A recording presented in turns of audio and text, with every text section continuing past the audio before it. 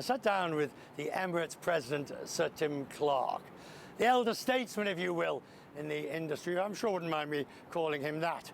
Emirates is hosting this year's event, and Sir Tim's the right person to comment on Boeing.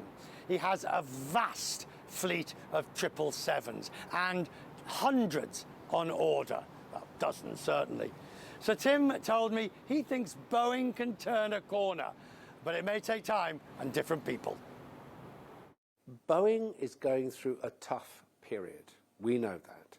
Boeing has been one of the stalwarts of the business. After all, it's a global duopoly we're in now. Can they do the things that they need to do? Well, yes, they can. History tells us. The notion that Boeing wouldn't be able to fix this going forward is unthinkable. They just need the right people to do it. The right people to do it suggests that the wrong people are doing it now. Your words, not mine. You haven't challenged them.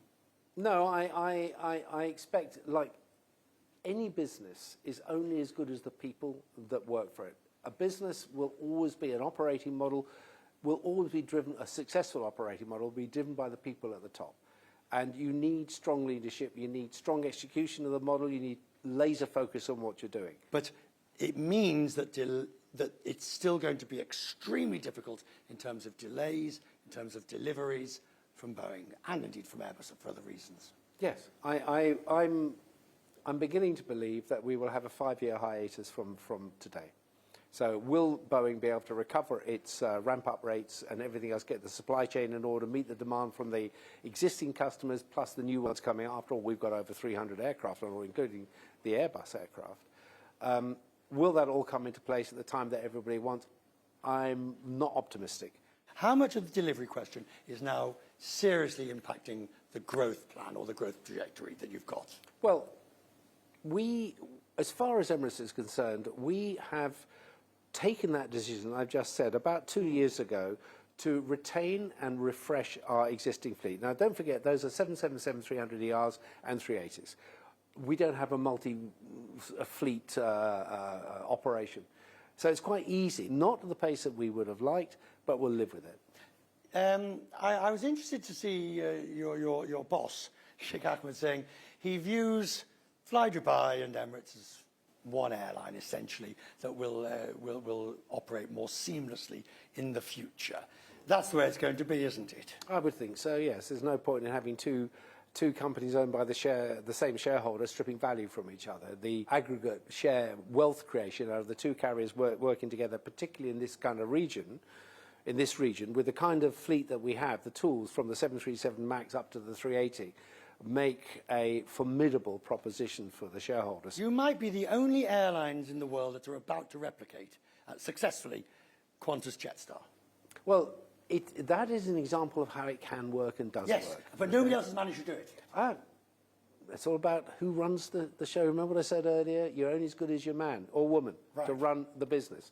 If you get that right, it can work for you. You have been extremely adventurous in arrangements. You're not part of an alliance, but you have lots and lots of bilaterals, most of course being Qantas. And now you've got United, which is an interesting one. Does that grow further?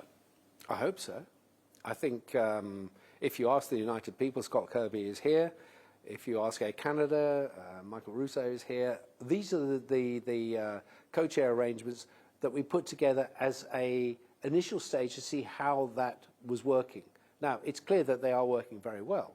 And I would think that this is just the beginning. Our metal is now in Dubai, and they're almost full from what I can gather. So does it work with us? Yes, of course it does. Something we always said all those years ago when we had the difficulties with the big three in the US, I used to say, join us, don't fight us. If you join us, we'll bring value to you. Now, of course, they've realized they've crossed the Rubicon. They're now saying, actually, not such a bad thing after all. Your own future. I don't know how many times I've asked you how long.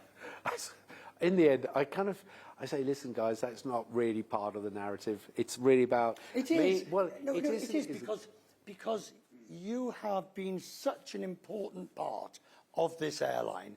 So remove Sir Tim from the equation, and everybody asks what's next. Yes, but Sir Tim is not going to be around forever. It's physically impossible to do that. We are trying to create a group of guys. These people have been working with me for over 20 years, Richard. Even they are getting a bit long in the tooth. All I've said is follow the model. Do not deviate from the model. Scale the model.